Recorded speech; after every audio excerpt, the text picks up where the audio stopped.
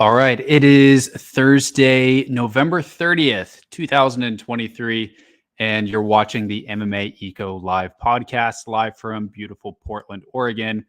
Although today I'm having to turn on every single light in the house because it is officially Portland winter, and at the middle of the afternoon, it is very dark outside. If I could, I would turn the camera and show you, but there is not much light in the middle of the day here. So that's kind of our reality for the next 5 months. But anyways, by the way, if you have any issues with the audio, please drop a comment and let me know. I've got a slightly different setup today. Hopefully, should improve the audio quality a little bit, but there's always the possibility for things to go awry on your first try. But yeah, here we are. It is the end of November, nearly into this final month of the year, with a lot of really great fights, a lot of great events to end the year with a bang. And I'm excited to go over many of them with you, some of them today. So how this works is I will go for probably over an hour. Looks like audio is good. I'll go for a little over an hour, however many questions you all have to ask me. And first, I'll cover the Asian MMA schedule coming up the next couple days, highlight different prospects, events that I think are noteworthy, and then we'll get to your questions. So if you have any questions about Asian MMA, MMA in general, or anything outside of MMA, I guess that covers literally everything, but feel free to drop those in the comments and I will get to those later. If you haven't subscribed to the channel already, we're at less than 100 subs away from getting monetized. So hopefully the big goal is before the end of the year, and I think we can do it. So would really appreciate that. Tomorrow for the One Friday Fight Show, there are three MMA fights on the card, and some of them I think could be pretty good. So let me highlight a couple prospects on there. I've got two Filipino guys, both of which I think maybe could have some promise. Still need to see them fight a few more times to be able to say that, but both Carlos Alvarez and David Banguegue are fighting. Alvarez just fought last month on a Friday Fight Show. He's going for, I believe, his fifth win. He is 4-0 as a prospect, if my memory serves me correctly. So he is fighting Nachin Sat from Russia. I think Nachin is a 2-2 Russian fighter. Still kind of building him up a little bit. But yeah, and then the fight that I'm definitely going to be paying attention to the most is this Ryosuke Honda fight against David Banguegue. Honda, for a while, he was kind of starting to be touted as a pretty solid prospect out of Japan. And then he fought Ryuya Fukuda, who is actually fighting at another event that I'll highlight later on. But he fought Fukuda earlier this year, lost a decision. So lost a little bit of that steam, but he has been training diligently at Tiger Muay Thai in Phuket, Thailand. So, this is his one championship debut. It's a Friday Fight Show, so who knows how long he'll be around in the promotion, what kind of future he'll have. But I would, at least right now, I'd probably favor him against his Filipino opponent. That's definitely a fight to watch in terms of Japanese and Filipino prospects. One championship, criticize them for different things about their roster as you will, but one thing you can't criticize them for is they seem to have a corner on the Filipino MMA market. It feels like most of like the top Filipino prospects end up in one championship. So yeah, I've always appreciated that. Also, the other fight on there is a women's fight between Fain Mesquita, who is out of Australia, and Baktigul Kurmanbekova, who is from Kyrgyzstan. Don't know much about those two. I think I saw Mesquita was maybe making her pro debut, so that would be why. I had never heard of her before. But yeah, that's One Friday Fights 43 going down tomorrow from Bangkok's Lumpini Stadium. And then shifting to Saturday, real quick, I'll cover the JCK event this Saturday. Well, I'll real quickly jump back to last weekend. If y'all didn't see it, hopefully you at least saw highlights on my social media account, maybe others as well. Wang Xiaoshang, a very under talked about Chinese fighter who is the JCK bantamweight champion. He defended his belt against Du Lila, who is a really good fighter out of China Top Team. They fought earlier this year, and then they rematched last Saturday because their first fight went to a split decision. But yeah, they fought again, and Wang Xiaoshang, who trains out of Black Tiger Gym in Beijing, won the fight by TKO in the second round, kind of a ground and pound, dropping elbows kind of situation. So he is definitely, he's kind of come out of nowhere. He's on a really good tear right now.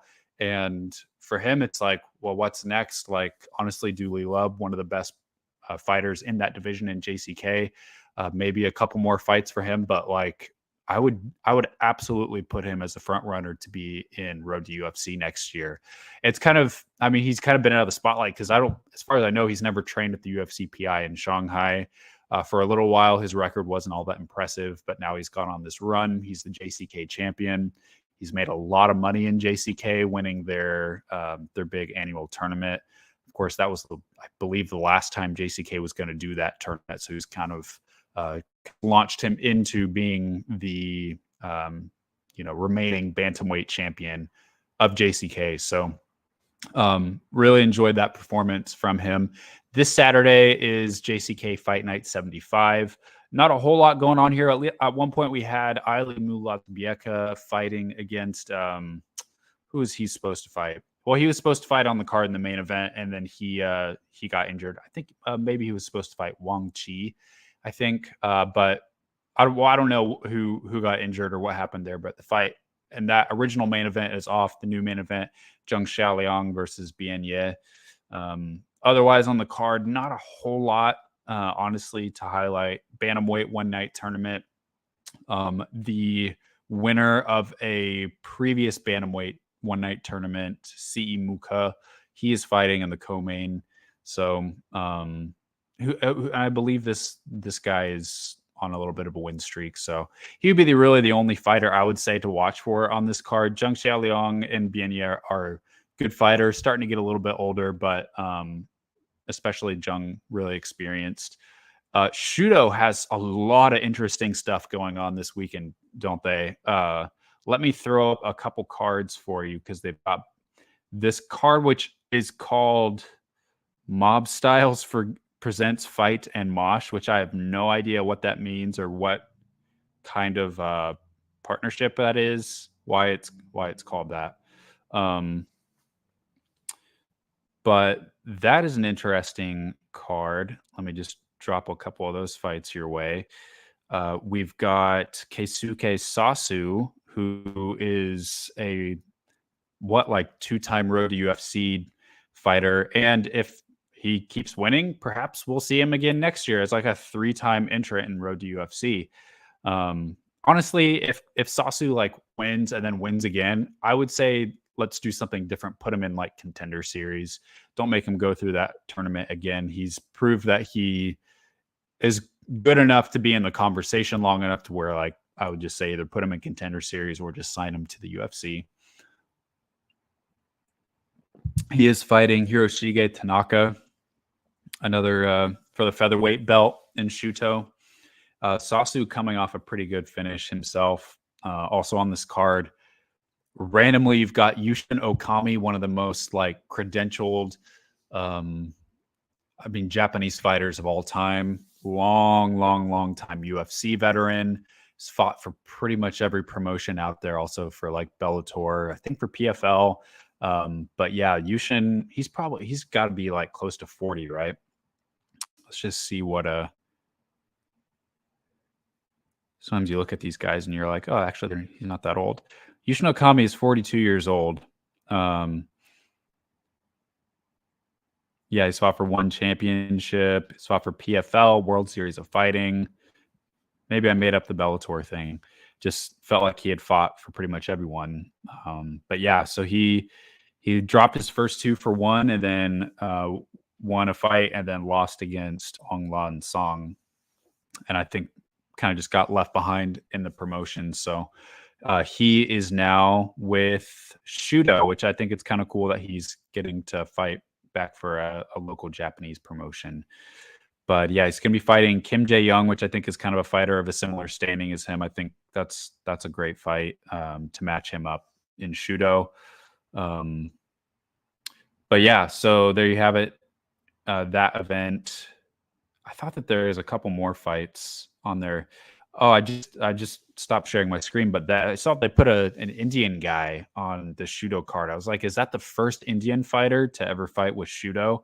I tell you what, I feel like more and more I'm seeing Indian fighters fight at like random events around the world, which I think is a really good thing. You see them crop up in these One Friday Fights cards. I think there's been some in UAE Warriors this year, and I feel like that's exactly what Indian MMA needs, even if they're losing the fights, just to like, yeah, get out there a little bit more. I think you're seeing probably Indian fighters training outside of India a little bit more, and so that could be how they're getting some of these opportunities as well. But Dinesh Nain fighting a guy named Taichi Aoi. Dinesh is just 1-0, so pretty low-key fight there. But check out this Shooto Colors event. This is Shooto Colors Volume 2. We had Machi Fukuda fight Arisa Matsudo the other week. And this time, we've got kind of another pretty good young Japanese woman fighting on this Colors event. You've got Chihiro Sawada, who is 5-0-1, fighting against Miku Nakamura. You've also got Karen Date on the card. Haruka Salt Hasegawa is on there. So some pretty good JMMA fighters on there. Karen, the former strawweight champion for Pancrase, now jumping over to Shooto. Chihiro Sawada, 5-0-1. Not a lot of fights to her record, but really coming up there as a top Japanese prospect. She's fought for one championship already, one time. She has fought for Combate, of all places, and then also fought for Shooto. So as an atomweight, the options for her, I would like say she wins this fight. Maybe after one more fight, could be cool to bring her over to Ryzen, have her fight someone like Seika Ozawa. Seika is badly in need of more competition and Ryzen. So I think that could be a good fight for her if she keeps her role. But yeah, very impressive fighter so far, Chihiro Sawada. But yeah, that we'll be watching that one. That is for the Shooto Atomweight Championship. Could she go to the UFC under the strawweight banner? I don't know. She may be too small for that, but that's also what we've said about lots of other atomweights who have made the jump. It could be also cool to see her go to Invicta. There used to be this like, I forget which Japanese promotion it was. If it was, I think it was Deep. No, yeah, it was with Deep Jewels. They and Invicta kind of had this partnership going on. I don't know if there's a whole lot of Invicta fighters that actually went over to Deep, but every once in a while you get some of those Deep Jewels fighters hop over to Invicta. So I'd love to see a little bit more of that. Sorry, I'm all over the place with the banners today. But yeah, there you have it. Shooto and Shooto Colors going down this Saturday from Tokyo, Japan. Let's hop over to what I would say is probably the biggest Asian MMA event of the next week, and that is Naiza FC 55. Was supposed to go down this Saturday, but then they moved it back 4 days to this upcoming Wednesday. But no matter. Very good card. Had a couple little changes here and there, but overall, still, I mean, Naiza continues to be a very innovative and very, honestly, unpredictable promotion in terms of their matchmaking and the fighters that they bring in. The guys over at Naiza honestly are like hitting me up every once in a while, like asking me to like connect them with fighters and whatnot, mostly Chinese fighters. But I love how they are pulling fighters from all over the world to come to Kazakhstan and fight. It's kind of the reverse of what I was talking about earlier of like Indian fighters fighting all around the world. Instead, they're bringing fighters from around the world to Kazakhstan, and I love it. Let's look at all the different fighters on this card. You've got Kazakhstan, Japan, Russia, France, Azerbaijan, Brazil, Kyrgyzstan, and this card is not on Tapology. It's not the full card. I think it's all the big fights, but got a couple title fights. We've got Diaz Arangaipov fighting Ryuya Fukuda, and that's for the Naiza flyweight belt. Fukuda was the guy that beat Ryusuke Honda earlier this year in Pancrase. So he's on a pretty good roll right now. Pretty good Japanese prospect, as is Arangaipov. You also, for the featherweight belt, have Nurbek Kabdrakhmanov. Man, that one got me today. He's fighting Muhammad Emanov out of Russia. But the fight that's probably getting the most attention is this one here, Jalgas Jumagulov, very well-beloved Kazakh fighter, UFC veteran, fighting Masato Nakamura. Originally, Jumagulov was supposed to fight a Brazilian guy, Iago Ribeiro, but he was injured and replaced by Nakamura. Just hadn't really heard much about Nakamura, but just judging by his record, I think it should be like a clean win for Jumagulov. But and then look at there, you got Jason Poney on the card. Really random fighter to hop on Naiza out of France, longtime PFL veteran. But yeah, love this Naiza card. Lots of good stuff. Douglas Ribeiro, who's just in, I think, their last main event, he's on the card. So yeah, Naiza is great. Octagon, another Kazakh promotion, gearing up for their, I believe, 53rd show later this month on the 23rd. Kazakh MMA is booming right now, folks. Absolutely booming. Other Asian MMA news to get to. Well, this week, I saw, of course, if you follow me, you saw me put it out there. Road to UFC, I'm not sure. I've heard John Hyun Ko saying that there could be some format changes next year, confirming that they are going to have it next year.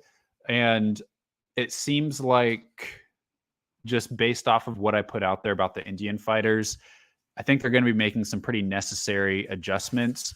If you look at the last 2 years, and obviously Anshul Jubli, Jekka Sarji are the exceptions to this, but otherwise, like, besides the two of them, every single Indian and Indonesian fighter has lost. And the tournament has pretty much been kind of controlled by the East Asian fighters, Korea, Japan, and China. And so it feels like there's kind of two tiers going on right now. And there needs to be something, I don't know, what the UFC is doing. And Samesh Kamra, he's a panelist for Sony in India, who's the UFC's broadcast partner. He's on a lot of UFC programming in India. He's also the UFC's consult for Indian talent. He was interviewed earlier this week by an Indian publication called Inside Sports, basically saying that the UFC is going to bring 5 Indian fighters over to Shanghai first quarter of next year, help them to train for 6 months in the PI, and then after that they can either go to Road to UFC or Dana White's Contender Series. Which to me, the kind of like follow-up news from that is Road to UFC going to start later this upcoming year because of that, or is that more like setting them up to join Road to UFC the year after in 2025? Because this year, Road to UFC started in May, which just doing the math, they may not be ready in time. So some folks I heard kind of the pushback was like 6 months isn't enough time to basically create a winner for a Road to UFC tournament. And I agree with that, but I think the point isn't necessarily to like, we're gonna create a world beater in 6 months from training at the PI. Basically, I think the value of that, of having them there for that short amount of time, is that you have to realize a lot of these Indian fighters, not all of them by any means, but like a lot of these Indian fighters are training at really, really small, fairly low tech gyms throughout India, just because of the state of Indian MMA. Not a lot of like really big high tech gyms that have a lot of money. So bringing these Indian fighters over to the Shanghai PI, where it's the opposite case, where they have all the money in the world, they have all these amazing resources, amazing staff. They can get them in there. They can run them through all these different physical tests, see what all their different levels, all their stats are, and be able to just inject some training knowledge into these athletes and help them to see like, this is like where you need to work on the most, or here are some additions to your training that we would recommend. So I think that's kind of more the value of it. Obviously, the UFC doesn't have a PI in India. So could we see a beefed up version of this program where, just as the Chinese fighters can get scholarships to the PI for a year through the combine, could we see something similar with Indian fighters where they basically have the same access and the same opportunities? Maybe this is just kind of a pilot program. What I think is likely to happen, I'm honestly surprised that the UFC hasn't tried to start building some kind of PI over in the Middle East in like Abu Dhabi. That would make a lot more sense to me to send Indian fighters over that way. So I don't know if this is just kind of a holdover until they can do that. I've heard Dana say recently that that Abu Dhabi is a site that they want to build a PI. But yeah, so that will be interesting. And it's interesting because I was actually Sumit Kumar, who I think has a lot of potential as a prospect. He showed some really good wrestling and athleticism in his road to UFC fight. Not a whole lot else. He's still very raw, but the kid's been grinding at Team Alpha Male in Sacramento for a while now. And he did tell me this week that he's going to be going over to Shanghai come next year to train at the PI. So he's going to be one of those 5 fighters.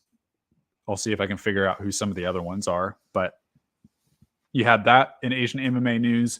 And then the other big news was announced last night. One championship going back to Tokyo on January 28th or January 27th in the US. They are bringing back numbered shows, which as I was listening to Chaudhry at the press conference last night, he was saying that the numbered shows are the biggest shows they have, then Amazon Prime, then One Friday Fights, which makes a lot of sense to me. I mean, it's the exact same way with UFC pay-per-view, with the UFC structure, right? Pay-per-view, fight night, contender series, or even like Apex fight nights. So, it was kind of a weird press conference. Honestly, there was like not a lot of like energy at the press conference. They only announced 2 fights, and none of the athletes seemed to be like super excited to be there. It was just kind of a weird press conference to me. But the long rumored Takeru versus Rodtang fight was announced for 5 3-minute rounds in kickboxing. And then the MMA fight that was announced was Shinya Aoki versus Sage Northcutt. He also said that there'd be title fights and grappling, all that kind of stuff. So TBA on the rest of the announcements. Maybe we'll get like a Jared Brooks versus Joshua Pasio rematch. That apparently is happening early next year. But yeah, that's going to be at the Ariake Arena, 15,000 seats. Honestly, I think a while ago, Shinya Aoki versus Sage Northcutt was not kind of a weird fight. I think before Sage made his comeback and Shinya was a little bit younger, it seemed like a pretty like terrible fight for Sage Northcutt. But now I think since Shinya's gotten a little bit older, Sage has made a really good comeback. It makes a little bit more sense. They had just like some of the like funniest social media beef that I think I've ever seen. So I'm okay with the fight. I think it should be a really fun fight, especially like as the fight leads up. Should be entertaining as well. So hopefully there's a lot of good matchups that they're able to add to it. So that is the Asian MMA news. Audio is good. Awesome. Is one the promotion over? I saw Bloody Elbows post saying they'll collapse by middle of next year.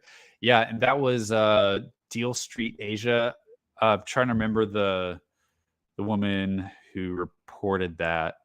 There's that pretty viral article from Deal Street Asia. Well, I'm not going to find her name right now, but she reported that one's basically like financial runway is going to run out sometime in the fall, maybe like Q3. So that was interesting. Is one going to go out of business? I don't know. I really don't know. I mean, I feel like we're saying that every year, and also every year we're promised that one is going to be profitable in the next like 18 months. And that's been going on every single year. I don't know. I've always been asking the question, how long can they keep it up? How long can they keep burning through money? I don't know. I really don't know.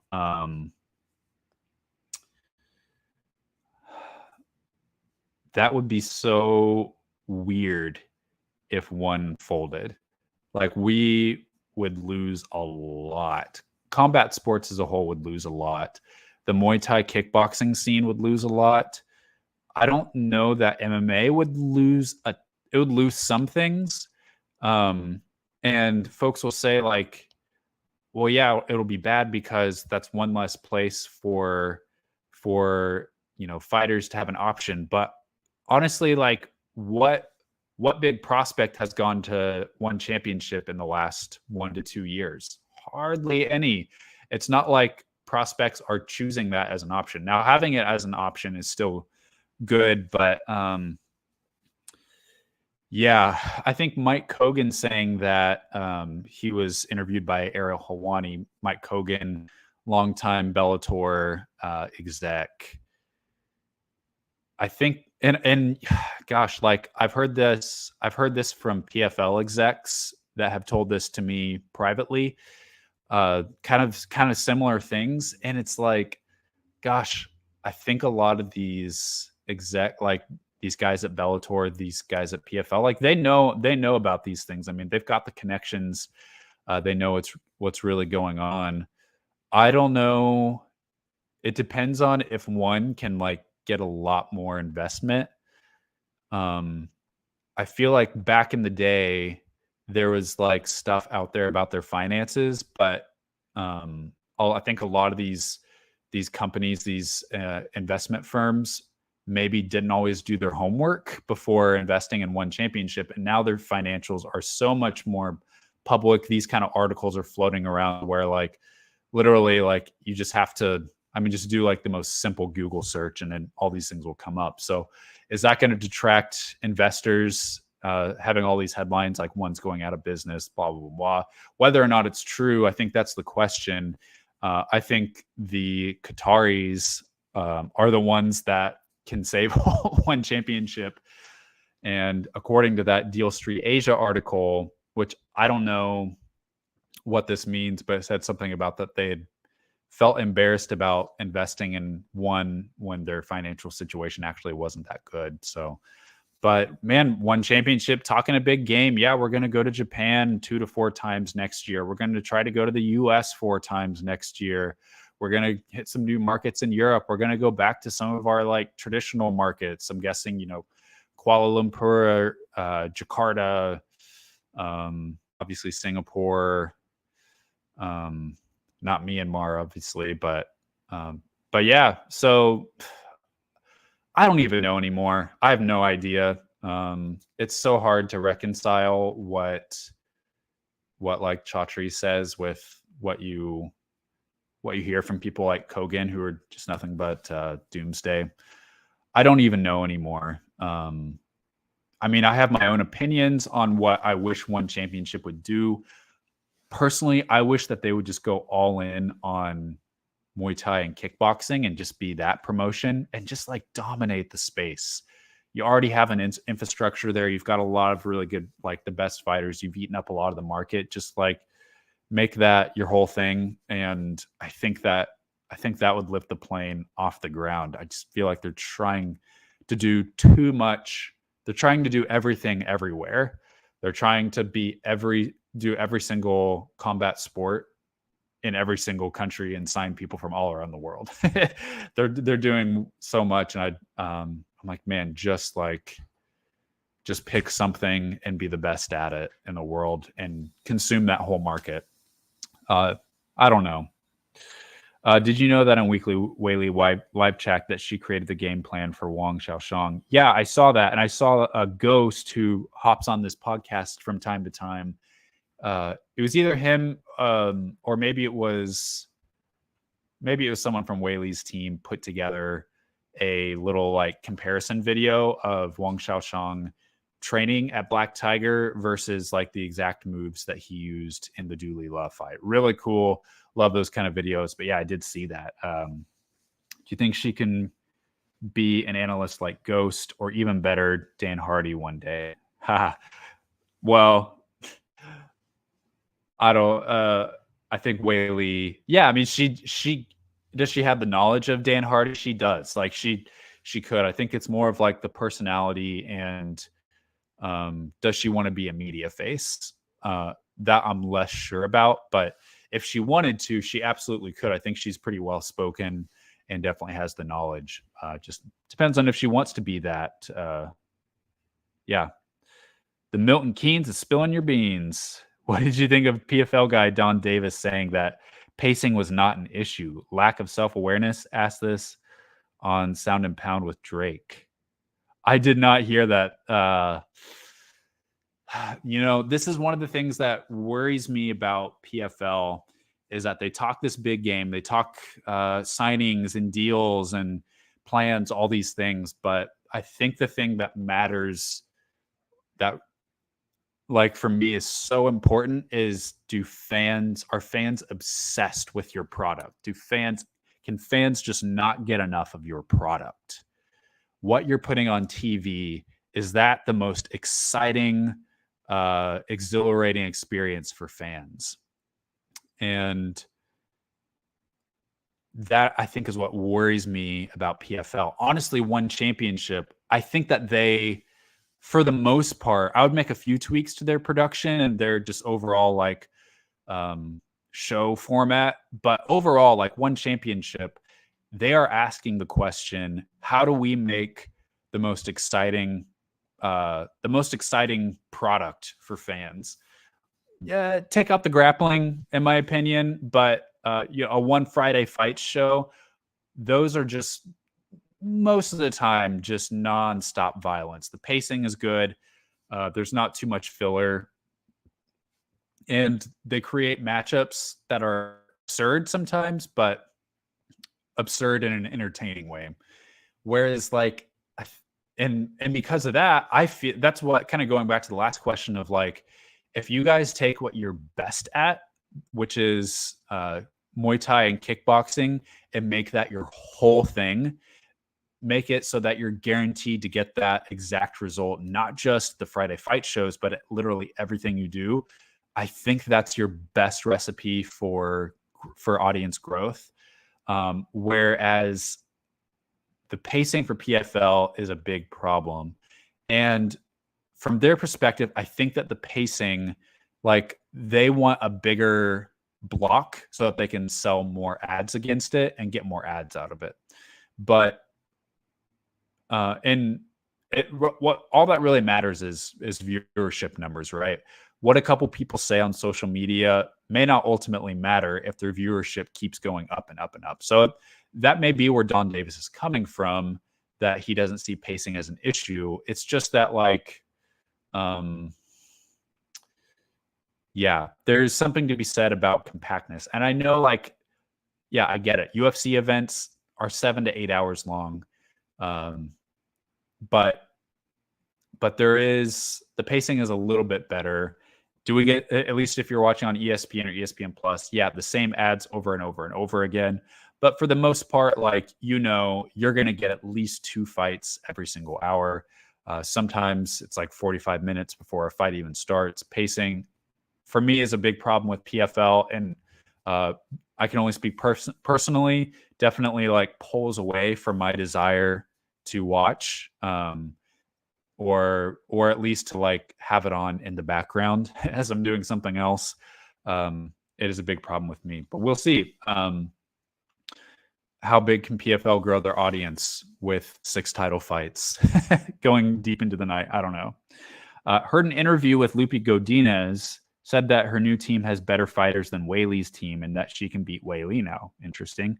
If I privately send you a link to that interview, can you give me a proper opinion on what she said?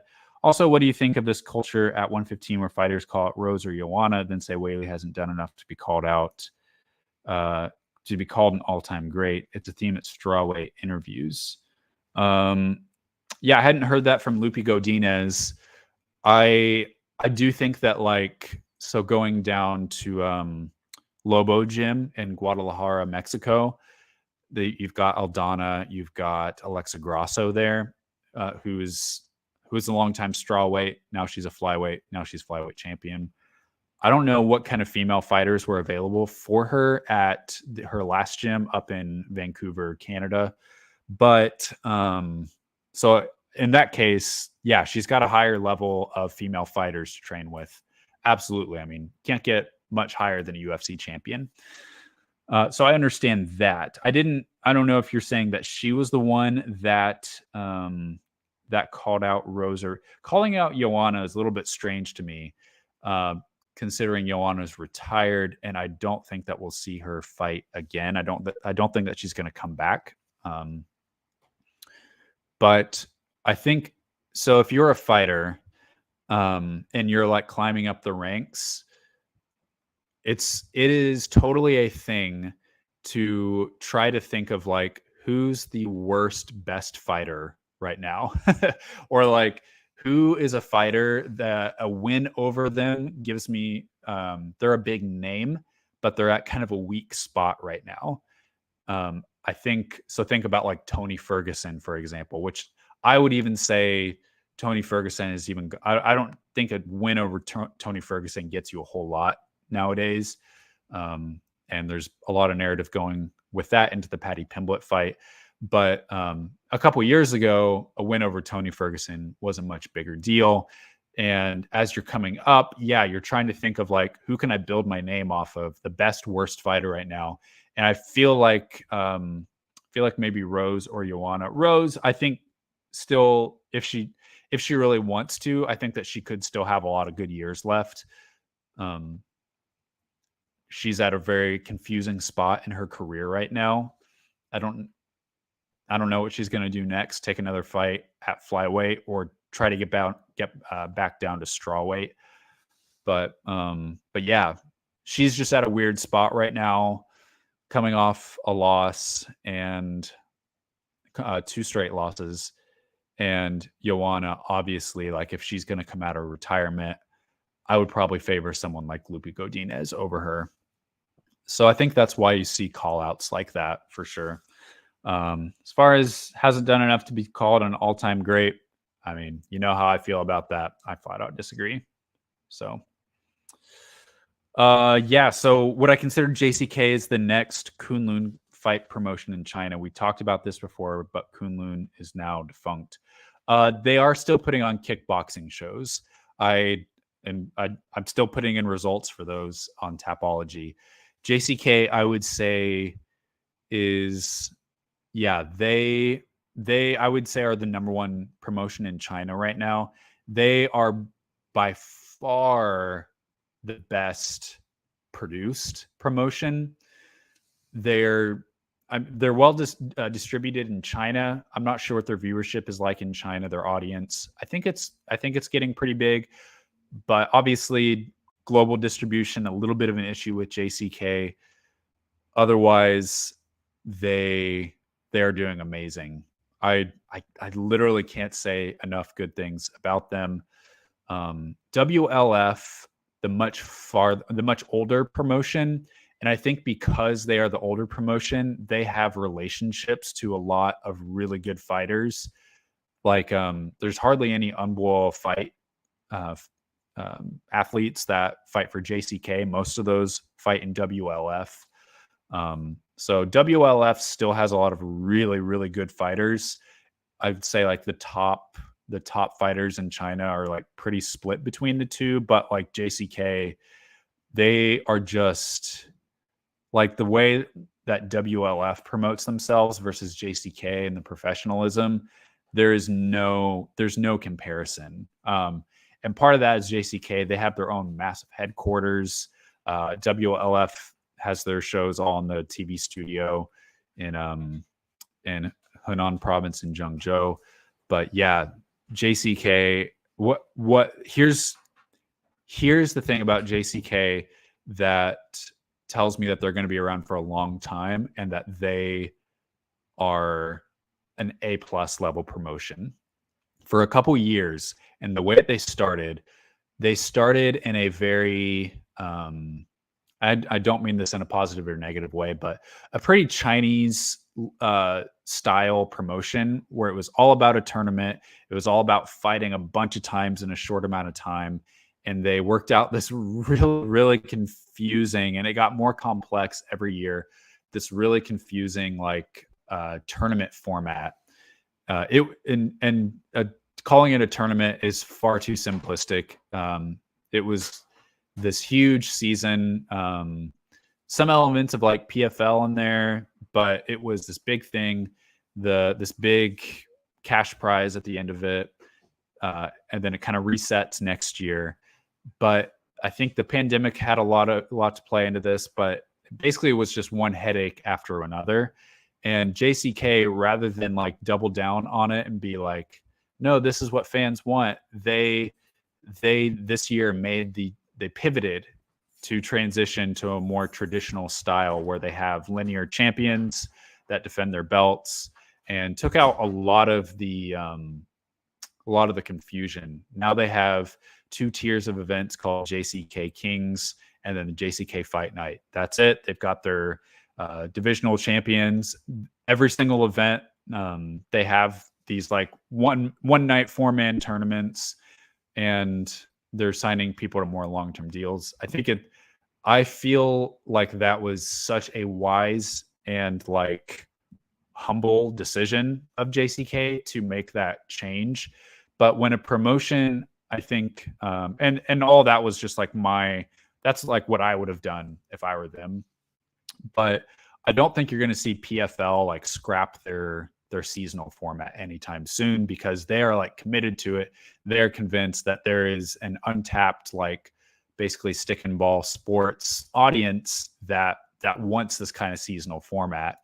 I would argue that combat sports, fight sports are much better suited to like the UFC model. It's a much easier way to build stars when you have someone that's holding a belt. I mean, tell me who the PFL champions were of 2019. Tell me who the PFL champions were of 2018. I can't remember. I might be able to remember some guys. I can't remember what year it was. It's hard for me to know. But as soon as you have a champion that's defending their belt, you know that they might be around for a little bit. Much easier to build stars, much easier to build fights, much easier to create the fights that fans want to see, that are interesting, all that. So really impressed with JCK as a whole, as a promotion. They're just always like a very just clean cut organization is what I think of. But sometimes a little bit like, I don't know, repetitive, maybe. I'd love to see them travel more and try to build more of a live experience for Chinese fans. That's the big thing that I think China is really starved on, is in-person live MMA events. So hopefully, I mean, they had their show last month or maybe that was earlier this month in Fujian province. But yeah, I would love to go tour that facility. I've got multiple invites. I got an invite earlier this week to go check them out. And there are some like plans to maybe do that actually next year. So we'll see. But yeah. What are my thoughts about double champions? Leon Edwards was talking about it in the same dude, like every champion now. I was just listening to the Ringer MMA podcast with Helwani, Minden Hall, and Carol.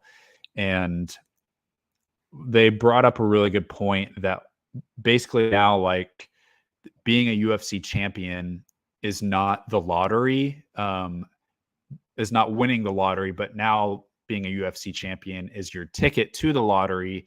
The lottery, like being a UFC champion, just opens you up to like basically the Conor McGregor world of like fights with Floyd Mayweather and all these other things. Just one more way that Conor McGregor has changed the sport of MMA forever.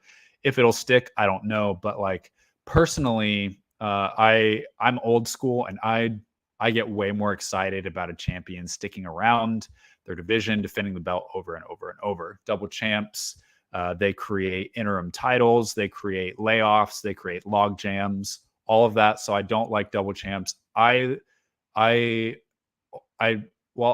that statement and say I'd like double champs only when there is a very natural build-up to it. They're all on that same podcast today. They're talking about what is a super fight? What's the definition of a super fight? And in 2009, January of 2009, UFC 94, George St. Pierre versus BJ Penn 2. Both were champions, BJ of lightweight, GSP of welterweight. They fought in a rematch at UFC 94. That was a super fight. That was a proper champ versus champ fight. Both of those champions had defended their belt multiple times, were cleaning out their divisions. They had history. They had fought to a split decision before, very contentious decision.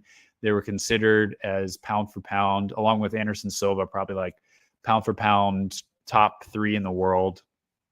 That fight made all the sense in the world, and they had it at just the right time. And I'm just like, I haven't really felt like there's that kind of fight of that magnitude ever since then.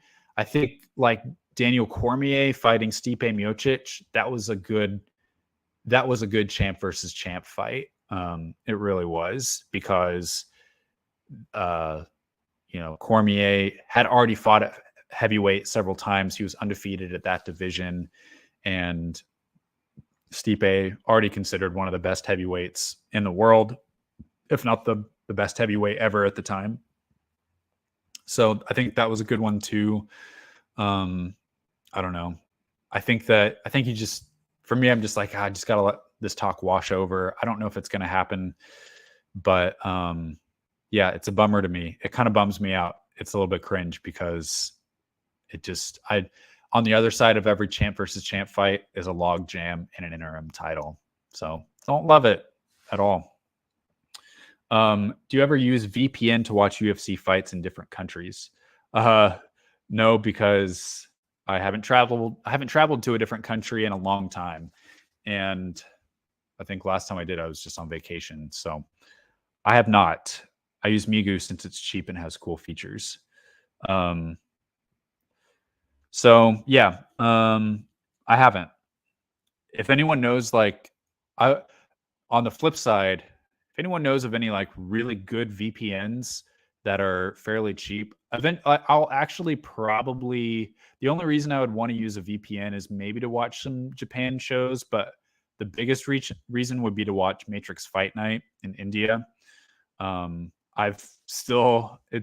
They used to air their events on YouTube, but now they're on Disney Hotstar, and I would do anything to watch those live. I tried to find like free VPNs places, but I'm probably, I think I'm going to be able to pay for a VPN here soon. So I'm just going to do that and watch their shows.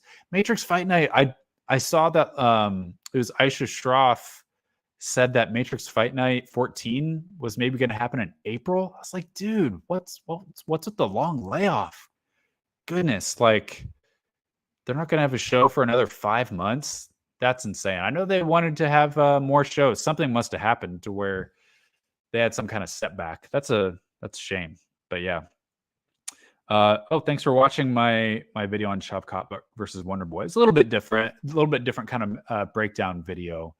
I try to make those like compact and not, I can't be Dan Hardy and make a 45-minute video breaking down all these very minute small things. So I try to just think like, okay, what's like the most low hanging, like what are the biggest things to watch for in the fights? So you're asking if I think it's manipulative matchmaking since Wonder Boy is old. Well, in Wonder Boy's defense, he just won a UFC main event against Kevin Holland, got a stoppage in that fight. I know Kevin Holland isn't like a top welterweight right now, but he looked really good. Wonder Boy looked good in that fight. He looked really good. And he's a former title competitor. He's got a really interesting, difficult style for a lot of guys. And Wonder Boy, he's only been finished once in his whole career. Wonder Boy has only been stopped one time. That was by Anthony Pettis several years ago. So I would not say he is starting to fall off a cliff just yet. So I think that is one reason why. Also, like what are the rankings right now?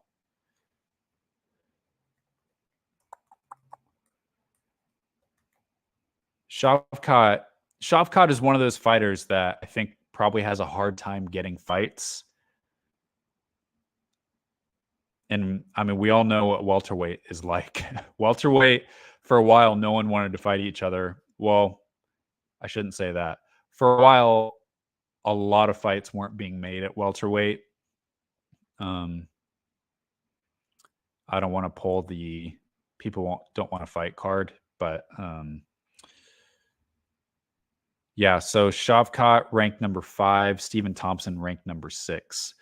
Otherwise, you have Bilal Muhammad. He's probably not going to want to fight Shavkat at this point. He's probably sitting out for a title shot. Kamaru Usman, that was one fight that people talked about maybe could happen, is Usman versus Rakhmonov.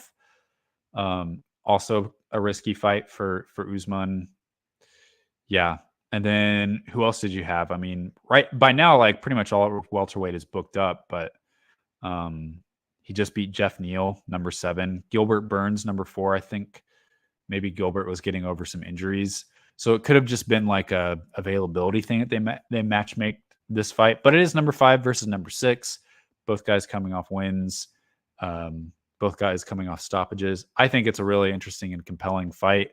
If Rakhmonov wins, maybe one more fight before a title shot, unless he just absolutely shuts Wonder Boy down in like one round. Otherwise, I don't have too big of a problem with it, just since Wonder Boy hasn't quite fallen off a cliff yet. Asked a question on Mike Heck's show, Heck of a Morning. He told me that Whaley did something different since the first 2 Rose fights to get beloved. But I remember at 261 and 268, she was booed for just being from China. I don't think she was at 268. That was in New York, right?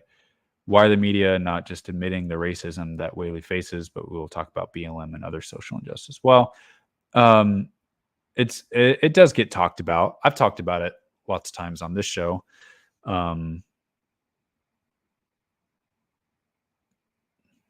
Yeah, honestly, like, I don't know. I think things have changed a little bit for Whaley. I don't think that she, if you go to Florida or Texas, maybe she'll get booed pretty heavily, but I don't think that happens in like California or New York or Las Vegas. I don't think that happens. Are you a full-time but independent MMA journalist? You're very professional and well-spoken, unlike some YouTube people in this space. Well, I appreciate that. I try to surround myself with the most professional people that I can. Often you all ask about who I listen to, and although I can't listen to everyone that I would like to, I do try to expose myself. Sometimes you'll ask me about some of these other YouTube channels, or MMA Guru or some other folks, and They can do what they want, but like for me, like I'm trying to listen to like this Helwani Ringer podcast is great. Just really refreshing to listen to like 3 full-time MMA media members who most likely have like degrees in journalism. Luke Thomas, James Lynch, John Hyun Ko, guys at MMA Fighting like Mike Heck, like all those guys. Trying to just surround myself with them in hopes that I will kind of fall in that same footsteps. But yeah, so I am part-time with MMA media. So basically, like, my path for a while, I had another full-time job while I was just doing this a little bit on the side, part-time. And then I moved across the country and I tried to do the MMA media thing like full-time, but I did it way too early. I'd only been doing MMA media for like 1.5 years. And I just I jumped into it too early in the sense of like, I was working for several websites at the same time. I was working for like 3 different websites and then my own. So 4 different places, but they just weren't paying enough. And so eventually I had to some of those websites either like cut their MMA writing side of things, or they they weren't paying enough. So I had to step away from that and focus on other things. So I'll actually do Lyft driving on the side. And that's been a really big blessing for sure. And I do all of this part-time. Right now, I just work for Tapology and for myself. Tapology has been a great place to work for. And like, it's not the kind of place that you're going to make like a full-time income with at all, but it's been the kind of place to like broaden my MMA knowledge like really deeply. It's helped me to make a lot of connections as well with other people just dealing with records. So that stays. I'd love to work there for a long time if I can. And then, like, honestly, like my stuff used to actually make more money, but some social media things changed. And now like I'm hardly making anything off of my stuff, but hopefully January next month, all of that will change. My YouTube channel should be monetized by the end of the year. Not counting on like massive paychecks from that, but it's at least a start. Basically doing the same things except getting paid for it. Also, there's another income stream that I'm creating that is like pretty like something I should have done a long time ago. But hopefully next year I'll start to even just be making like a solid baseline income from that. But yeah, it takes a long time. Like I saw Drake Riggs at a Starbucks a couple months ago, and he was like, it took me like 10 years before I had a full-time income in MMA media. So, okay. Expectations. Do I know if there will be any good Asian MMA fighters going to PFL instead of one? I don't. The Asia series has been rumored for a long time, but nothing has happened. I have not heard any plans for that, even for next year. Don Davis said that they're launching PFL Middle East. It sounds, what I think probably happened is like they had Europe, and then they got connected with Saudi Arabia. And then because of that relationship, they made launching PFL Middle East more of a priority. And then the relationship with Francis Ngannou made PFL Africa the priority after that. So I think probably PFL Asia maybe got pushed down a little bit in the priority list because those other 2 leagues that they want to launch. But yeah, I mean, I've had PFL guys hitting me up like, if you know any good Chinese fighters that would be good for PFL, let us know. So, but so far they haven't really gotten like a whole lot of good fighters. I mean, they've good fighters, but no one like really, really good. They've gotten a few Koreans. a couple Japanese fighters, but like, oh gosh, did they lose every fight last season? I think so. It was not. No, there's a couple guys that won, but yeah, I think that you're not going to see many Asian fighters in PFL until they launch the Asia series. Just because there's not enough like opportunities, all these different franchises that PFL is creating, even with the Bellator International Series, like I think that will probably be more focused on Europe than other places. You could see some one-off kind of situations, fighter fights one time for PFL just to kind of make that relationship with them, but I would not expect much, honestly, at least next year. Donald Fan, hey, appreciate that. New to the channel and just sub. What type of content are you looking to produce? MMA hot takes, maybe analysis. There's a lot of YouTube content on MMA that is not good. Yeah, I think for me, so my niche is Asian MMA, and I am kind of aiming to be an expert on some parts of that. Even Asian MMA is big enough to where I can't be an expert on everything, but I can at least know what's going on everywhere, and then choose a couple even smaller sections that's being expert on. I do this podcast, and I also like to do some deep dives on fighters. Sometimes I'll kind of do some list kind of content, like here's the top 10 fighters out of Indonesia right now. I've done that for India, done that for like, here's top 10 Japanese fighters under the age of 25. So trying to think through like the kind of content that I enjoy from other platforms, but then just kind of applying it to the Asian sector. So some breakdowns, like if there's a big fight coming up with an Asian fighter, I'll do a deep dive into that fight. I just released a video for Shavkat versus Wonder Boy today, and in that kind of video, I'm doing some analysis and some breakdown.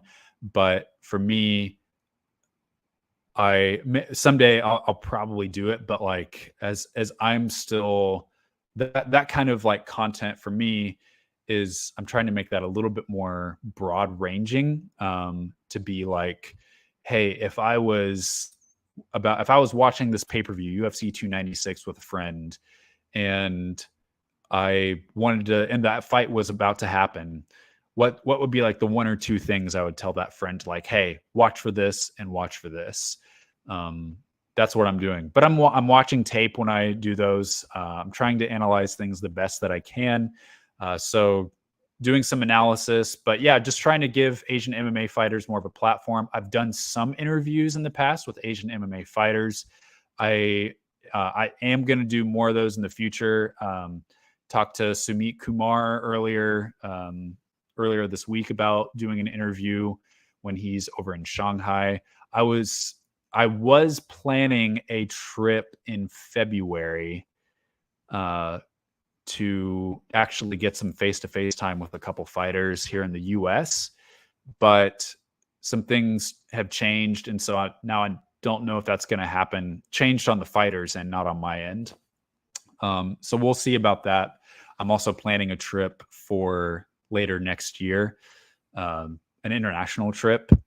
But eventually, where this is going is, I want to have a lot. All my content is original, but I want to have in the future content where I'm able to actually travel and get more like face-to-face time and get to produce some cool, just like small little mini documentaries, stuff showcasing the lives of Asian MMA fighters is where I'm going. But on the YouTube short side, I drop a lot throughout the week. I'll drop little news drops, sometimes breaking news, sometimes just highlighting big news from around Asia, just saying, hey, this fight just got announced, you should know about it for this reason, just a little 1-minute news segment. So but yeah, at the same time, I'm also still like, I'm experimenting with things. I'm trying different things. Every once in a while, I'll put out videos kind of dipping into like a bigger conversation MMA wise. Like I gave some of my like initial thoughts and feelings towards the PFL Bellator merger a couple weeks ago, just honestly because it's an outlet for me. I mean, I don't have the good thing about having a YouTube channel is that it's an outlet for me to just like rant about random thoughts I have about MMA. Otherwise, I would just keep those thoughts in my head and maybe talk to myself out loud as I'm driving, but with the YouTube channel, I can actually just like hit record and put a video out there, and maybe there's a few people that are also interested in the same thing. So I'm trying not to duplicate what a lot of other people are doing. If I am doing something other people are doing, I'm trying to put my own spin on it and not just like make the 45th preview of UFC 296. Which nothing wrong with that. I'm just recognizing I'm not going to be the best at that right now. I'm not going to be able to give a lot of takes that like a lot of other people aren't giving, at least right now. So I'm just trying to stick to my guns and focus mostly on Asian MMA. So that's how I would summarize the channel. But yeah, appreciate the subscription. Yeah, totally. To add to my question about VPN, how cool would it be if all fights were delivered under a single app or channel? Would that be easier for all of us looking to watch fights? Yeah, I mean, UFC Fight Pass, like UFC Fight Pass used to have Shooto events. They used to have JCK. I don't know what happened with that. I don't know. I think that there may be just some technological glitches in the relationship. I never really knew about that. I kind of asked around on that and didn't always get answers. So I know that would be great if from every country, maybe like the leading promotion from every country was on Fight Pass, like regional level. I'm not talking about like Ryzen level. That's never going to happen. Like Ryzen, PFL. I guess PFL and UFC are both on ESPN Plus for the US, but like, yeah, would be nice, but not going to happen. At the very least, would love it if like Matrix Fight Night, one of the bigger Japanese promotions, JCK, if they were all on UFC Fight Pass, that would be really nice. Was JCK ever a kickboxing promotion? I think Adesanya versus Pereira was fought under that promotion, but I'm not sure. Yes and no. JCK, their first 3 events, they did have kickboxing fights, but they haven't ever since then. Adesanya versus Pereira, I think, was that in Kunlun? I think it was.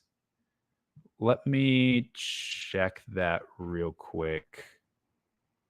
But yeah, there's way more kickboxing promotions in China than there are MMA for sure. Pereira and Adesanya fought in Glory of Heroes. It's a Chinese promotion. Oh, wow. They fought both times in Glory of Heroes. Interesting. Adesanya did fight in Kunlun. That's why I said that, but which is not the same as Glory Kickboxing. Glory of Heroes is a mostly kickboxing, but sometimes MMA promotion in China. Yeah. All right. Do you know the list feature on X? It allows you to only view the people that you follow in a focused fashion. I remember you said you didn't want to see spam on X. Maybe that could help. Well, yeah. I mean, on X, I also just I keep it on the following tab too. So if someone I'm following is posting a lot of that stuff, I'll either unfollow or I'll just mute them. So there's people that I follow that I've muted. And like right now on X, how many people do I actually follow? I only follow 173 people. So I keep things pretty tight for sure. I agree. The UFC or ranking systems is much better, more options. Want to start an over 40 dad bod UFC. Wasn't that what Bellator used to be back when they're kind of in their legends phase? Yeah. To clarify the question earlier, Loopy said that she could beat Whaley tomorrow because she feels that Whaley isn't on the same level as Grasso or Aldana. Doesn't that sound delusional to you? Well, I mean, fighters are going to promote themselves. They're going to promote themselves. Loopy, she's on a little bit of a win streak, and she's ranked. So I disagree with her, but fighters are always going to promote themselves. So we saw it happen when Limoges said she had an advantage over Whaley, and we saw how that turned out. So maybe Loopy should test that theory. Well, so Loopy is going to fight against Vina Jandiroba in March 30th.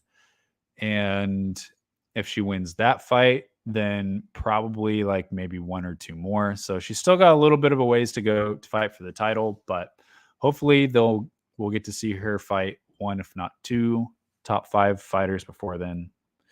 So yeah, we'll see. I think we'll get a chance to test that out for sure. Would you ever listen to Drake Riggs and Alex Mahunin? Would I ever? Absolutely. I do need to hop on that podcast. There's not enough time in the day for me to listen to every single podcast that I want to. But just because I have a good relationship with both of those guys, I do need to hop on that like yesterday. That is true. I'm going to prepare some food right after this podcast. So maybe I'll throw that on. Would you be like that Anatomy of a Fighter guy? He makes great film docs, but very petulant on Twitter. That could be a way to think about it. Yeah. Basically like, to think about like a feature, on a fighter. What I would, so like ultimate dream is say like, got a fighter like Arichi Lung, Mongolian Chinese fighter or Chinese Mongolian fighter.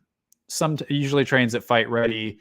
Sometimes he's over at the UFC PI in Shanghai, but what I would love to do is maybe like if he's got a fight in 3 months and say he's gone back to his hometown in China. I would love to go with him and go to his hometown, and he's a guy that I've interviewed before. Love to get to like go to his hometown and kind of see where he grew up and get to see the kind of food that folks in his town prepare and just kind of get to experience the cultural side of things, talk about why he got into fighting, things like that. Kind of look at some of his early roots. I'd love to do those kind of features is ultimately what I would. And then also like there seems to me to be a really big lack for fighters of having really good professional photography done as well. And I would love to get to do really cool photography, portrait photography, training photography for fighters, especially Asian fighters, and give them that photo so that they can use them on their social media, things like that they can promote themselves. And then also just like have a lot more original photographs like on my Instagram so that it's actually kind of more of like what Instagram was created to be. I'm realizing more and more that like Instagram, like I've often tried to make Instagram this like news vehicle, but like Instagram really isn't. That's not like what Instagram is created for. It can be that, but it's not what it's best suited for. So I would love for my Instagram to be more like original photos that are really high quality images. So I'm saving for a new camera. I've been using this, obviously I can't show you because I'm using it, but I've been using this Canon Rebel SL1, which is like a very basic model of photo. I've been using that since 2013, and I'm hoping to upgrade to a Sony A7 mirrorless camera next year. So saving for that, and once we do that, be able to get out a lot more and do more photography, videography, things like that. So yeah, I'm saying not just UFC, but UFC 1, PFL Rise, and Combate Global, hypothetically, are under one channel. What would be the drawbacks of that? So all of those promotions, they are trying to seek out media rights deals that are going to get them the most money. If let's just say all of those companies started a deal with ESPN, that probably would not be for the best interest of all parties involved. If there were like 7 MMA promotions on ESPN, I don't know. It could be an interesting theory to delve into, but I'm guessing that because there is so much MMA on ESPN that maybe people wouldn't watch it as much. And so because of that, the media rights deals wouldn't be as lucrative. Rather like Fox, for example, like they would only like Fox only wants to have a deal with one MMA promotion because then they can put all their promotional muscle behind it. Like also for ESPN, think about ESPN trying to promote 7 different MMA promotions at once. Things are going to get lost. Horizon isn't going to get their best attention, even with like two. I know it's a little bit different on a streaming service, but like I wouldn't think that like ESPN is going to move that way. You can think about like DAZN or like Fight, FITE. Have you seen that app? They are the closest, I think.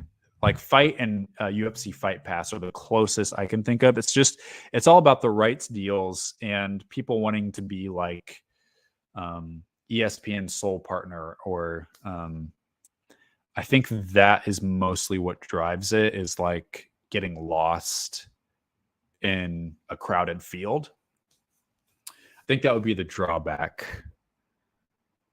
But there also could be advantages if you brand yourself as like the #1 destination for MMA fans. You might also grow a little bit more too. So also, if you're Horizon and you make a deal with ESPN in the US, you've already got all of these UFC, PFL subscribers. I only subscribe to ESPN Plus because of those 2 promotions. That's the only reason I have ESPN Plus. If UFC were to strike up a deal with someone else, I'd probably cancel my ESPN Plus subscription. So you have lots of these MMA focused subscribers that are, they're there just for MMA. And so that could be an advantage. I don't see that happening though, just because of the media rights deals. What I'm saying is that she should test out theory and find out like Lemos. Well, let's have Lemos versus Lupi Godinez. That would be a good fight. Beating Elise Reed and getting dropped by Ricci doesn't look good against a calculated game plan like Wei Li. She has been getting better. And like, I know I'm sounding like I'm like, I don't know, I'm definitely not fighting against you, but she has been getting better. I'm just pulling up Godinez's record right now. So she's on a 4-fight win streak and has her 5th fight scheduled. So when she debuted in the UFC, lost a split decision to Jessica Panay, won a fight, then lost against Luana Carolina, beat Loma Lukbunmi, Ariane Carnelosi, and then lost a decision to Angela Hill. But since then, Emily Ducote, pretty good opponent. Tabitha Ricci, pretty good opponent, even though it's a split decision. I mean, she's going to find out. She's like, if she's not that level, then we're going to find out if she is. She's fighting Vina Jandiroba, which if it goes to the ground, probably going to be Jandiroba's world. But otherwise, like, probably going to beat her on the feet. That's an interesting fight. But, like, there's really good strikers at strawweight. There's also really good grapplers at strawweight. You got Mackenzie Dern out there. Strikers, you've got Amanda Lemos, at least in, like, for a very specific thing, is a good striker. Rose, if she ever came back to strawweight, is a pretty good striker. Andrade, if she's fighting at strawweight. So, yeah, like, eventually Godina is like, she's good with wrestling. She's a like strong fighter, good cardio, but she's going to get tested in all these individual kind of subfields. So if she's not up to par, she's not going to make it. But yeah. Let's end on a positive note. Who is your favorite Japanese MMA fighter, past, present, or future? The Akiyama fight, Yoshihiro Akiyama, is one of the first ones that I think of. Just that fight with Chris Lieben, Alan Belcher at UFC 100. That was really fun. No. Kid Yamamoto was probably my favorite fighter. When I was a fan of his when he was fighting in Dream. And I don't know, it's like one of those things where I don't really know why, other than I just thought he was cool. It was just like a cool factor, I think. His walkouts, his style, just like leaping in with these leaping strikes and knocking people out. I just thought it was really cool. He would wear shoes when he fought. Dream was a really cool promotion, I thought. And I distinctly remember I was probably like 20 years old when he was fighting. Like, he was a guy that I was a big fan of. And it was, man, I just almost, it's such this like push-pull, because like, it's like, yeah, we want fighters to test themselves in the UFC to see how good they are. But then you had the Kid Yamamoto situation. He goes to the UFC 0-3 there. Did not work out well. That's how most MMA fans know him. But he was just cool. He just, whatever I think is like cool is what he had. So I gravitated towards that guy for sure. Could ESPN undercut UFC since they also have PFL, to add on my question?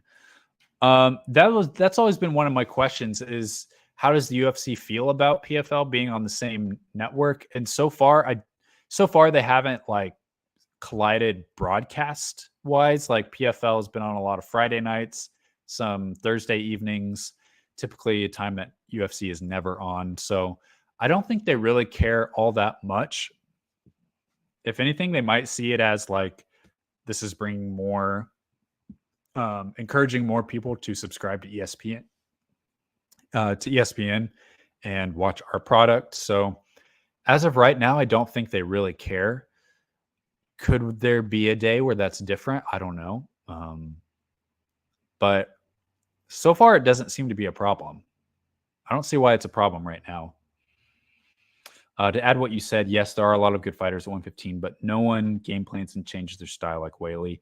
And I would say no one is as well-rounded as Whaley. Yes, that might be good, but what separates her is her game plans. Totally.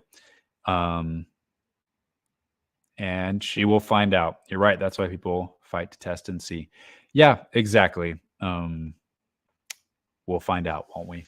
Well, thanks a lot, guys. I appreciate all your great questions. Loved getting into a lot of those topics.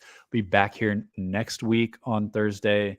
Haven't quite made my schedule for the rest of the year. I should be around even for the month of December. January, I may have to skip at least 1 week because I'm doing my holiday traveling in January instead of December this time around. But got a lot of stuff to look forward to. Next week, we've got UFC Vegas 83, aka UFC Shanghai. So I'll try to have some stuff out on that. A lot of my stuff I had to cancel. Was going to be on another guy's show next week to talk about it, but we postponed that until Road to UFC finals come out. But otherwise, enjoy the fights this weekend going down in Austin. Enjoy Naiza FC 55, Shooto, and have a great weekend.